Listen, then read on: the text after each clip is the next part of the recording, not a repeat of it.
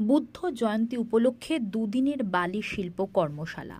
বালুকার শিল্পী রঙ্গজিৎ বাবু বহুবার বালির চরে তার নানান বালু শিল্পর নিদর্শন ছড়িয়ে দিয়ে চলেছেন সকলের কাছে, যা নজর কাড়া হয়ে উঠেছে প্রত্যেকবারই। দামোদর নদীর তীরে এই বালুকা শিল্প গড়ে তোলা হয়েছে।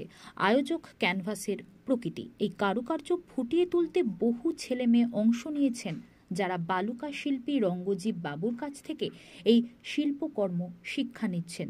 তারা নিজের হাতে সকলে ছোট ছোট তাদের শিল্পকর্মের নিদর্শন ফুটিয়ে তুলেছেন সাধারণ মানুষের কাছে।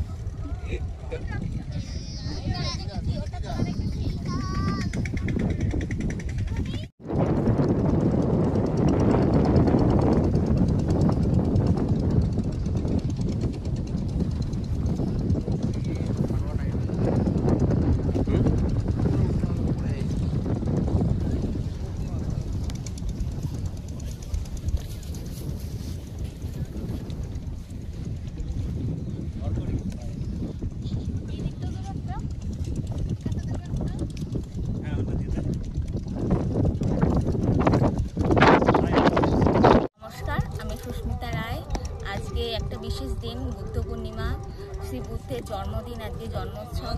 আজকে আমরা একটা নেচার অফ দ্য ক্যানভাসের তরফ থেকে একটা স্যান্ড আর্ট আমরা এখানে আয়োজিত করেছি।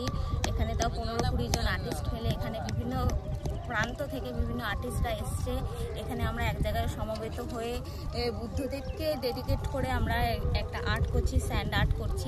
কি বার্তা দিতে চেয়েছেন? আমরা দেখতে পাচ্ছি বর্তমান পরিস্থিতিতে চারপাশে কি যুদ্ধ বিগ্রহের সমারোহ, কিন্তু গৌতম বুদ্ধ যেটা আমাদেরকে সবচেয়ে বড় আমাদেরকে মেসেজ দিয়ে গেছে, তিনি রাজধর্ম ত্যাগ করে তিনি শান্তির বার্তার জন্যে তিনি ধ্যান করেছেন। ধ্যান করে তিনি শান্তির এই জগতে প্রচার করতে চেয়েছেন। আজকেও আমরা এই বর্তমান পরিস্থিতিতে, দেশের যে যুদ্ধ পরিস্থিতিতে, আমরাও এই বার্তাটাই সমাজকে দিতে চাই যে চারপাশে যেন শান্তি বিরাজ করে।